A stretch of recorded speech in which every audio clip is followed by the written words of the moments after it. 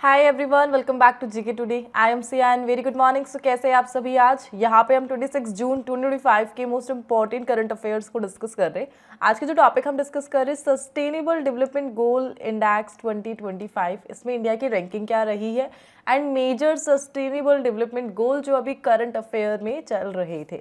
Badminton championship 2025 को हम discuss करेंगे। मेजर मिलिट्री ऑपरेशन जो मिडल ईस्ट में चल रहे हैं, by Iran, by USA, by Israel and USA का एक major airbase that is Al Udeid airbase, जिसे रिसेंटली ईरान के सुप्रीम लीडर ने टारगेट किया था, बट फिलहाल सीज फायर हो चुका है। लेकिन ऑपरेशन के बारे में हमें यहाँ पर डिस्कस करना है। कॉन्वेक्स 3 2025, इसके बारे में हम जानेंगे। न्यूक्लियर इमरजेंसी एक्सरसाइज, सो एक कंट्री ने यहाँ पर चला दी है न्यूक्लियर इमरजेंसी एक्सरसाइज। अगर न्यूक्लियर वेपन की सिचुएशन आती है तो किस प्रकार से रिस्पॉन्ड करना चाहिए, उसके लिए इस एक्सरसाइज को कराया गया। किसने कराया हम जानेंगे। हाइड्रोजन फ्यूल सेल बसेस साहित्य अकेडमी युवा पुरस्कार, इनके अवार्डीज को अभी रिसेंटली अनाउंस किया गया है। And all this question they are from the daily 20 MCQ series of GK today application, जो हमारे पेड कोर्सेज में से एक है। Here we go the first one. What is the name of the military operation launched by Iran targeting the United States Al Udeid air base in Qatar? So recently Iran के supreme leader के द्वारा जो retaliation में operation launch किया जाता है US के operation midnight hammer के अगेंस्ट में, and that is operation Bashar al फतह। 23 जून को इसे चलाया जाता है। ईरान के आईआरजीसी द्वारा इसे कंफर्म किया गया और एग्जैक्टली इसके तहत Qatar based United State of America के एक मेजर एयर बेस को टारगेट किया गया, and that is the Al Udeid air base. US का सेंट्रल कमांड हेडक्वार्टर है, यह कतर की जो कैपिटल है दोहा, वहाँ पर यह लोकेटेड है। और एग्जैक्टली कतर यहाँ पर हाईलाइट में रहा बिकॉज गल्फ वॉर के बाद यूएस एंड कतर ने एक मेजर डिफेंस डील को साइन किया था, जिसके तहत कतर यूएस को मिडल ईस्ट में एक मेजर एयर बेस बनाकर देगा। इसके लिए कतर ने लगभग $1 बिलियन का एक्सपेंड किया और यूएस को दिया दी अल उदीद एयर बेस, जिसे रिसेंटली ईरान ने टारगेट किया ऑपरेशन बशर अल फतह। But the Donald Trump he is really very smart, उन्हें ऑलरेडी पता था ईरान अटैक करेगा। सो काफ़ी टाइम पहले ही उन्होंने इस एयर बेस से अपने मोस्ट ऑफ द एयरक्राफ्ट को रिमूव कर लिया था। सो यहाँ पर यूएस को ज़्यादा नुकसान नहीं देखने को मिला। बट फाइनली 12 डेज के वॉर के बाद यहाँ पर सीज फायर को अनाउंस किया जा चुका है। एंड इसी के साथ एक मेजर स्टेटमेंट IAEA का यहाँ पर आता है, the international atomic energy agency, जिनका हेडक्वार्टर कहाँ पर लोकेटेड है, वियना ऑस्ट्रिया में। एक इंटर गवर्नमेंटल फोरम है यह है न्यूक्लियर टेक्नोलॉजी के लिए। इन्होंने कंफर्म किया कि यूएसए ने ईरान की जिन 3 मेजर न्यूक्लियर साइट्स को टारगेट किया था, दी नतान्स, इस्फाहान एंड दी फोर्डो, उसमें से नतान्स एंड इस्फाहान में डैमेज कंफर्म हुआ है, लेकिन फोर्डो इनअफेक्टेड रहा। सो ओवरऑल दोनों कंट्रीज को ही डैमेज यहाँ पर देखने को मिला, लेकिन सीज फायर यहाँ पर हो चुका है। सो आज की जो हाईलाइट है that is Al Udeid airbase, इसे ध्यान रख लेना। इसे कतर ने बनाया है। ऑपरेशन डेजर्ट स्टॉर्म 1991 के बाद इसको बनाने के लिए यूएस एंड कतर में डील को साइन किया जाता है गल्फ वॉर के बाद। एग्जैक्टली यहाँ पर जितनी भी मिलिट्री है डिफरेंट कंट्रीज से है, जस्ट लाइक यूके हो गया, यूएस हो गया, कतर हो गया और अलाइड फोर्सेस, लगभग 10,000 प्लस ट्रुप यहाँ पर तैनात रहते हैं दी अल उदीद एयर बेस। एग्जैक्टली दोहा जो कि कैपिटल है कतर, वहाँ पर लोकेटेड है। ईरान से 190 किलोमीटर की डिस्टेंस पर लोकेटेड है। यूएस का लार्जेस्ट एयर बेस है यह मिडल ईस्ट रीजन में। 1996 में इसे बना दिया गया था एंड 2001 से यूएस यहाँ पर एक्टिव है। Overall Qatar is very important for India because हम हमारी मोस्ट ऑफ दी जो LNG है, द लिक्विड नेचुरल गैस, वो कहाँ से इंपोर्ट करते हैं? कतर से करते हैं। इंडिया का बिगेस्ट LNG सप्लायर कतर है। सो ओवरऑल जैसे ही कतर पर ये ऑपरेशन चलाया जाता है, इंडिया को यहाँ पर टेंशन ऑलमोस्ट हो ही चुकी थी। ओवरऑल इन 12 डेज के वॉर में हमने काफ़ी कुछ यहाँ पर सीखा था। जस्ट हेडलाइन के साथ मैं आपको उन्हें रिवाइज कराऊंगी। हमने डिस्कस करा था गल्फ वॉर, बेसिकली उसी के साथ ईरान और इज़राइल आपस में दुश्मन बनते हैं, किस प्रकार गल्फ वॉर से पहले वो अच्छे मित्र थे, लेकिन ईरान के प्रॉक्सी ग्रुप के कारण एंड यूएसए के मिडल ईस्ट में इन्वॉल्वमेंट के कारण ये आपस में दुश्मन बन जाते हैं। इन्हीं से रिलेटेड मेजर ऑपरेशन हमने देखे थे, operation desert shield and operation desert storm, right. इसी के साथ हमने डिस्कस करा था बिकॉज ये दोनों countries other countries nuclear weapon के यूज़ को यहाँ पर थ्रेट की तरह यूज़ कर रहे थे, और हमने न्यूक्लियर वेपन से ही रिलेटेड कुछ मेजर ट्रीटीज़ को डिस्कस कर, just like NPT, the non proliferation treaty, जो न्यूक्लियर वेपन के यूज़ को बैन लगाती है। 1968 में इसे साइन किया गया था। उसके बाद हमने देखा था 2008 में आई थी the convention on cluster munition, right. इसी के साथ हमने डिस्कस किया था इंडिया की nuclear policy, that is no first use. The 1974 में स्माइलिंग बुद्धा, इंडिया का पहला न्यूक्लियर टेस्ट। और उसके बाद 1974 में वर्ल्ड इंडिया को डिमोटिवेट करने के लिए बनाता है द न्यूक्लियर सप्लायर ग्रुप, जिसके मेंबर हम नहीं हैं। दैन ईरान के साथ एक न्यूक्लियर डील को साइन किया जाता है P5+1 कंट्रीज के द्वारा, that is the JCPOA, the joint comprehensive plan of action. Overall major operation यहाँ पर न्यूज़ में रहे, operation midnight hammer, operation Bashar al Fatah and Israel और ईरान के 2 अदर ऑपरेशन। होप ये क्वेश्चन आपको क्लियर है। Move to the next one. What is the rank of India in the sustainable development goals index 2025? So SDG index में हमें क्या rank मिली है? Yearly index है यह, जो यूनाइटेड नेशन का एक सस्टेनेबल डेवलपमेंट जो ग्रुप है वह पब्लिश करता है, और हमें यहाँ पर रैंक मिली है 99 आउट ऑफ 193 कंट्रीज। और इंडिया के लिए फर्स्ट टाइम था जब हम टॉप 100 में काउंट हुए हैं सस्टेनेबल डेवलपमेंट गोल के इंडेक्स में। हमारा जो स्कोर रहा है वो 67 रहा है, और एग्जैक्टली इसे UN sustainable development solution network ने इस रिपोर्ट को पब्लिश करा है, जो 2015 से एक्टिव है और एनुअली अपनी इस रिपोर्ट को पब्लिश कर रहा है। टॉप किसने करा है? जो नॉर्डिक नेशन है, फिनलैंड, स्वीडन एंड डेनमार्क, इन्होंने यहाँ पर टॉप करा है सस्टेनेबल डेवलपमेंट गोल इंडेक्स में। ओवरऑल टोटल यहाँ पर 17 सस्टेनेबल डेवलपमेंट गोल एग्जिस्ट करते हैं, जिन्हें 2015 में बनाया गया था, यूनाइटेड नेशन ने बनाया था 2030 टारगेट के साथ कि 2030 तक इन्हें कंप्लीट करना है। इसी के साथ उन सस्टेनेबल डेवलपमेंट गोल को मैं यहाँ पे डिस्कस करूँगी जो अभी करंट अफेयर्स के कारण न्यूज़ में रहे थे। सो रिसेंटली हमने डिस्कस करा था दी सस्टेनेबल डेवलपमेंट गोल 13, बिकॉज यह रिलेटेड है क्लाइमेट एक्शन से, और इसी के लिए UNFCCC एग्रीमेंट काम कर रहा है, और मेजर जो कॉन्फ्रेंस ऑफ पार्टीज़ है, कॉप मीटिंग, वो चल रही है। जस्ट लाइक अभी COP 29 हुई थी बाकू में, अज़रबैजान में, देन COP 30 होगी कहाँ पर? ब्राज़ील के बेलम में। And that's why sustainable development goal 13 अभी न्यूज़ में रहा था, तो जो कि क्लाइमेट एक्शन से एसोसिएटेड है। इसी के साथ हमने देखा था सस्टेनेबल डेवलपमेंट गोल 14, जो रिलेटेड है ओशन से। अभी रिसेंटली UNOC उसका एडिशन कंप्लीट हुआ था, जिसपे इंडिया ने भी पार्टिसिपेट करा था, जो ओशन के कंजर्वेशन पर काम करता है। सो SDG 14, that is life below water.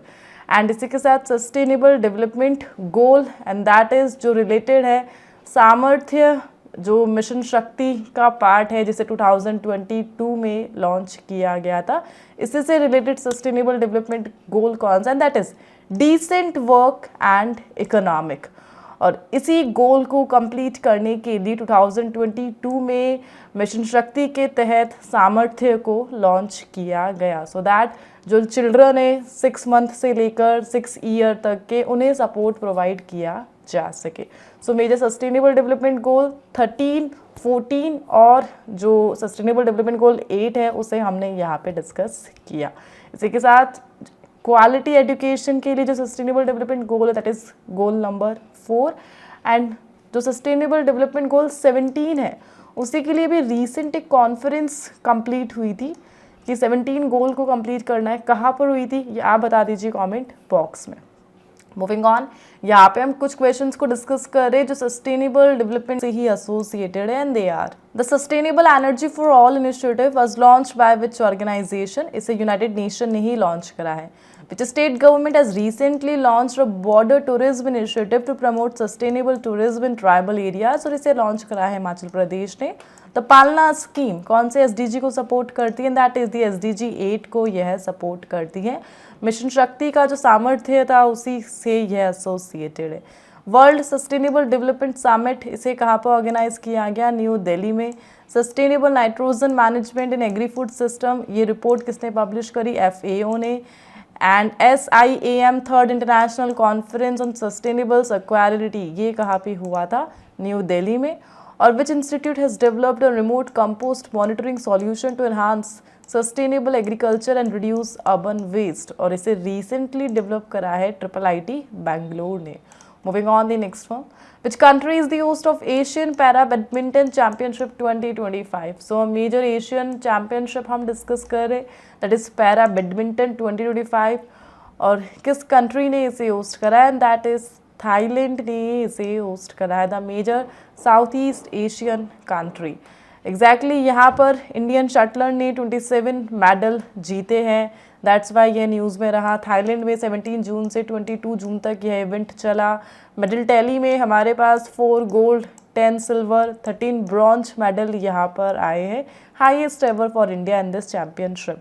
और जो प्लेयर यहाँ पर न्यूज़ में रहे हैं that is Nitish Kumar and Tulasimathi Murugesan, इन्होंने ओवरऑल गोल्ड मेडल क्लिंच करा, इनका नाम आप ध्यान रख लेना। मूविंग ऑन, यहाँ पे हम मेजर स्पोर्ट्स करंट अफेयर्स को रिवाइज करेंगे जो हाल ही फिलहाल न्यूज़ में रहे थे। And they are, which country is the host of 2034 FIFA world cup? And that is Saudi Arabia इसे होस्ट करता नजर आएगा।